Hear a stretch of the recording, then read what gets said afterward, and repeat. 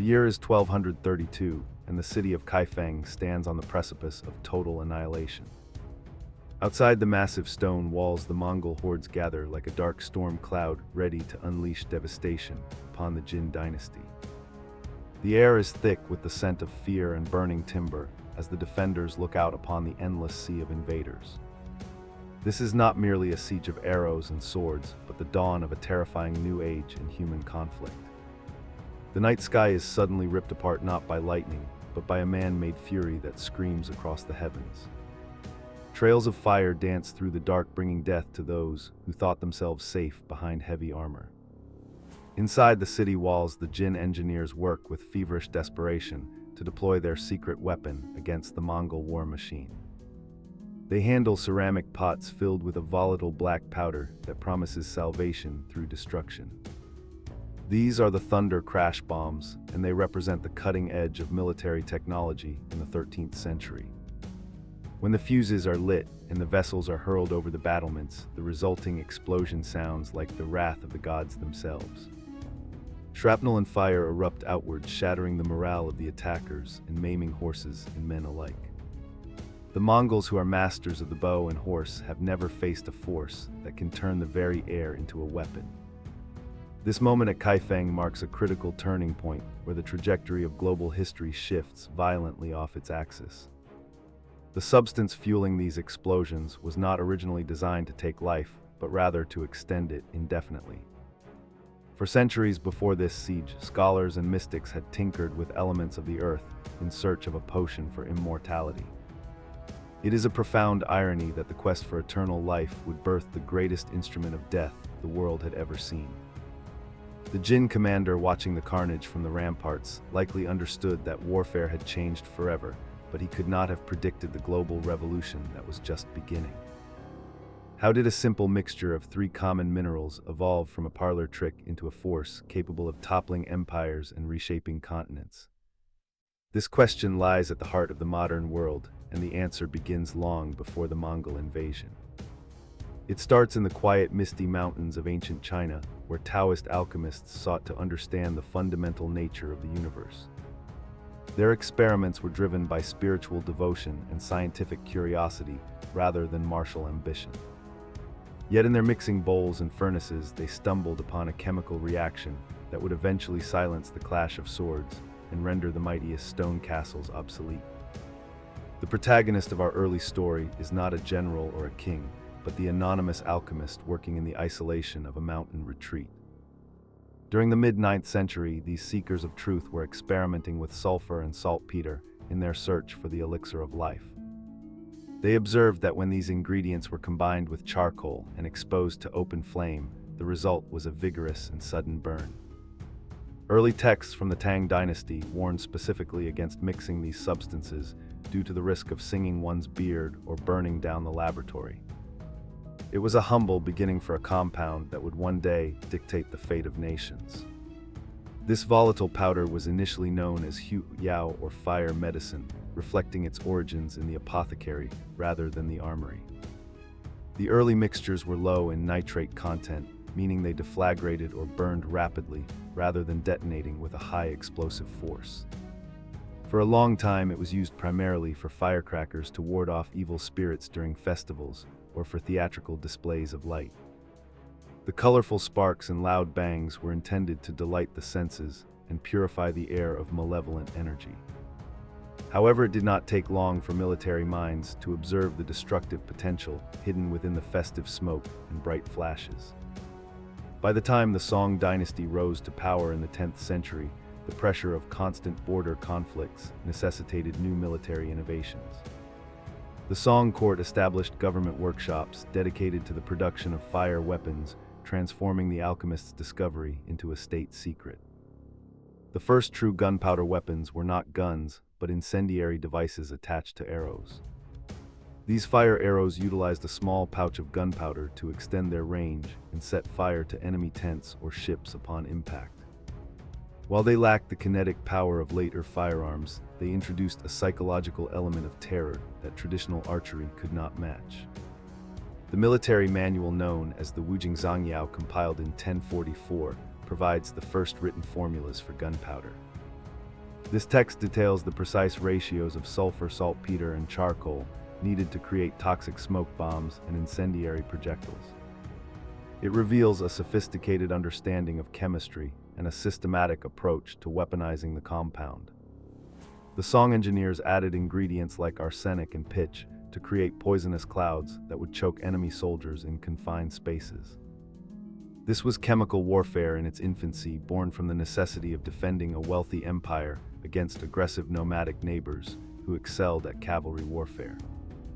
As the formula was refined, the nitrate content was increased, allowing the mixture to burn with greater speed and pressure.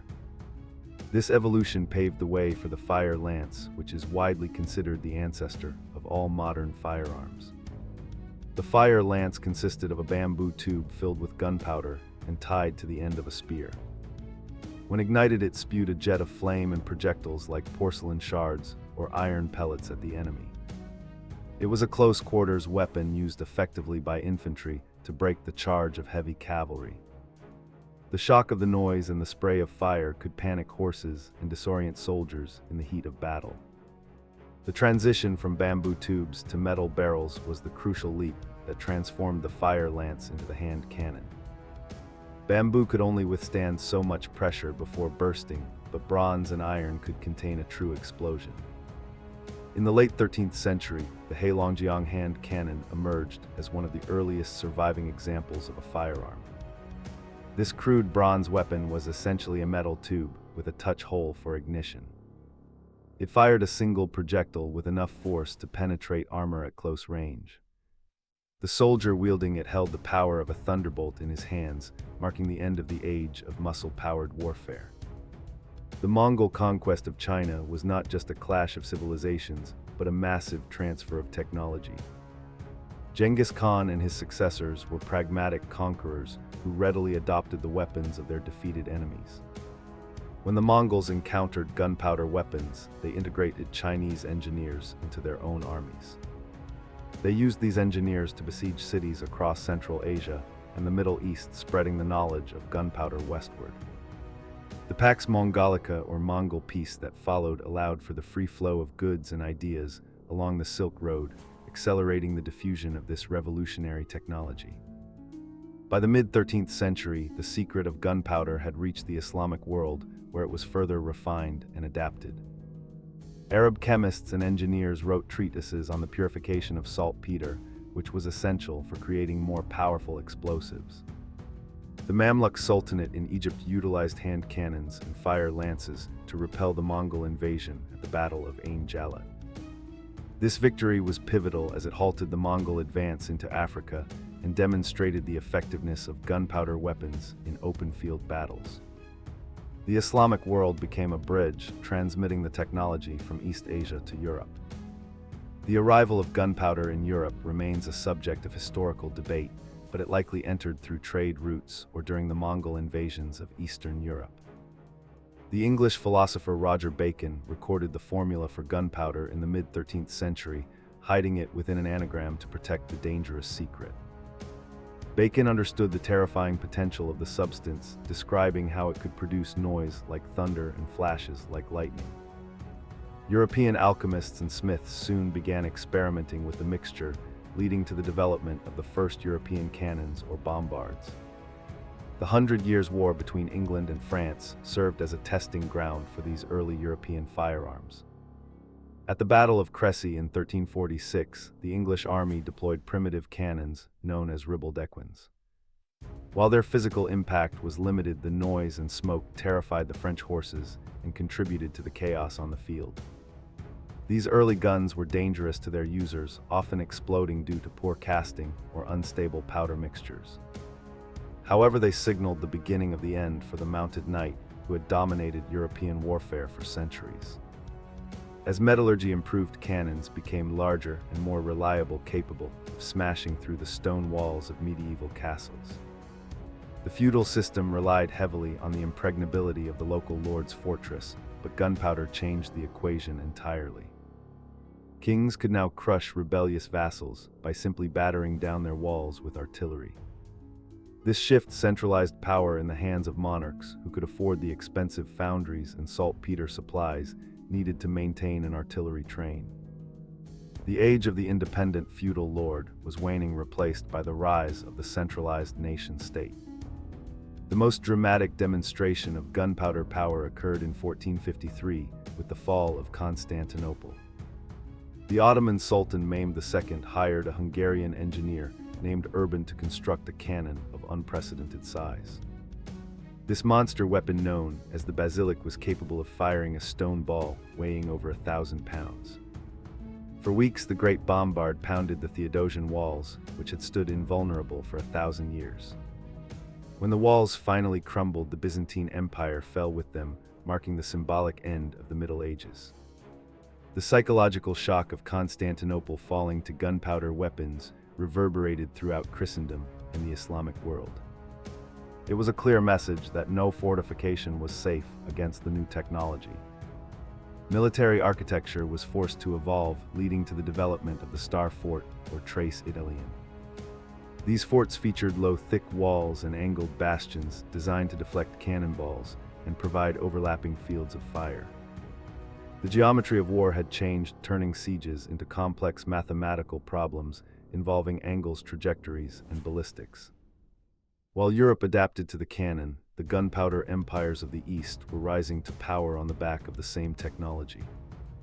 The Ottomans, the Safavids in Persia, and the Mughals in India all utilized gunpowder to consolidate vast territories.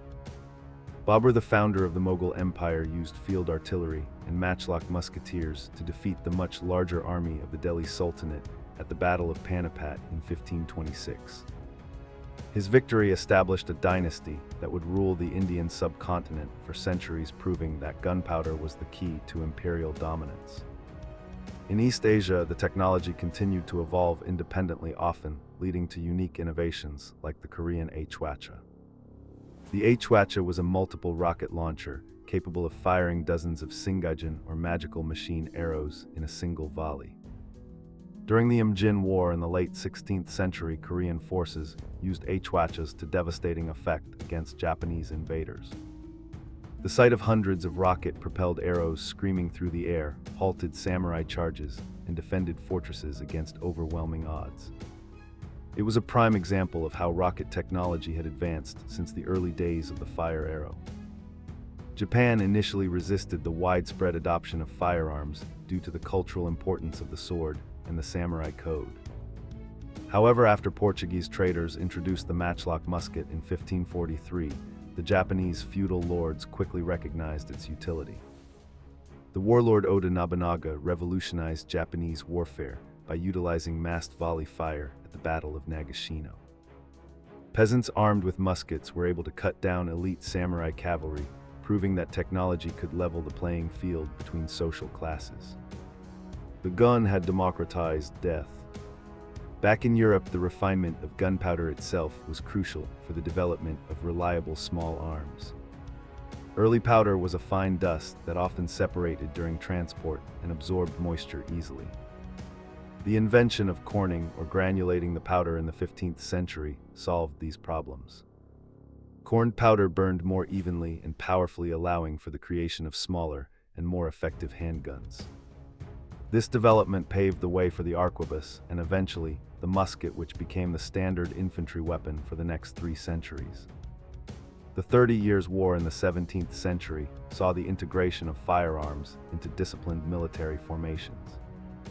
The Swedish King Gustavus Adolphus is often credited with modernizing warfare by combining musketeers with pikemen and utilizing light mobile field artillery.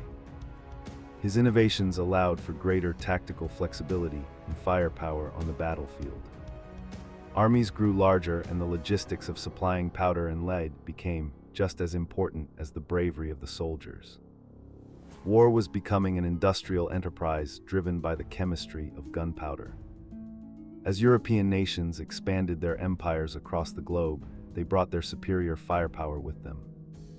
The conquest of the Americas and the colonization of Africa and Asia were facilitated by the gap in military technology. Indigenous peoples often fought bravely, but they could not match the destructive power of muskets and cannons.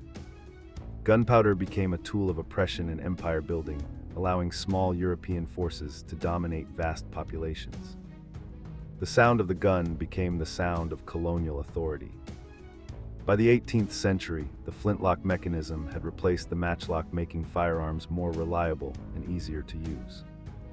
The standardization of calibers and the mass production of weapons further increased the lethality of armies. The line infantry tactics of the Napoleonic Wars were the culmination of this era, where soldiers stood shoulder to shoulder firing volleys into enemy ranks.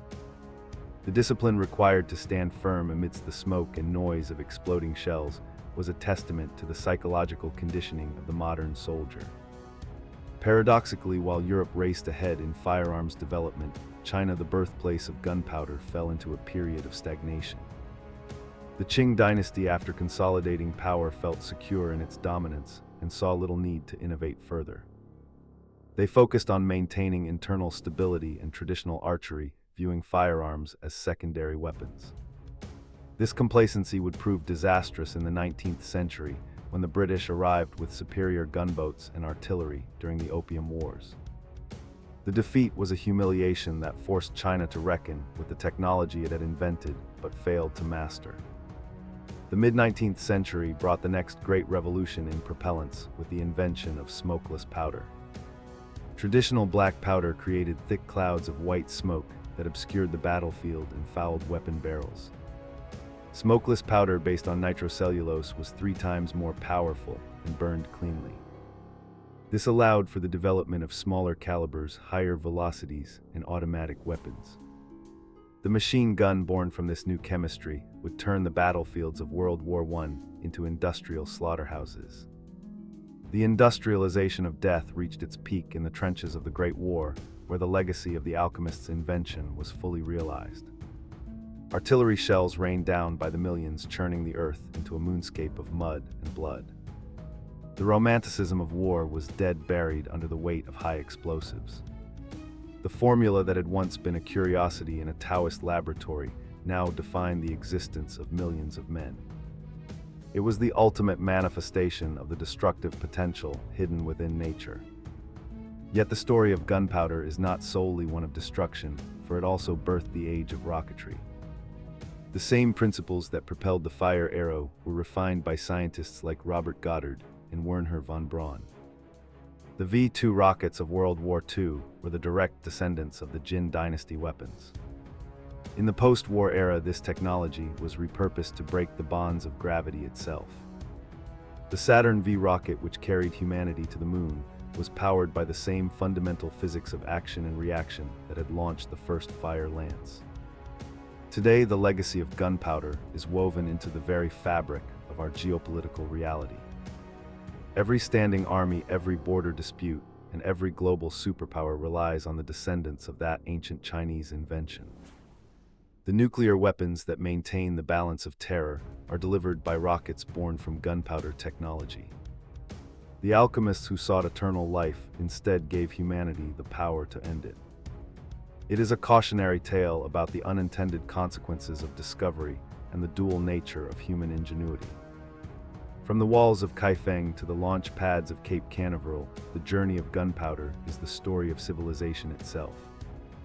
It is a narrative of brilliance and brutality, of innovation and devastation. The Chinese invention that changed global warfare forever did more than just kill it, reshaped social orders, toppled kings, and propelled us to the stars. As we look to the future, we must remember that the spark ignited in an ancient crucible still burns, shaping the destiny of our world in ways the old masters could never have imagined.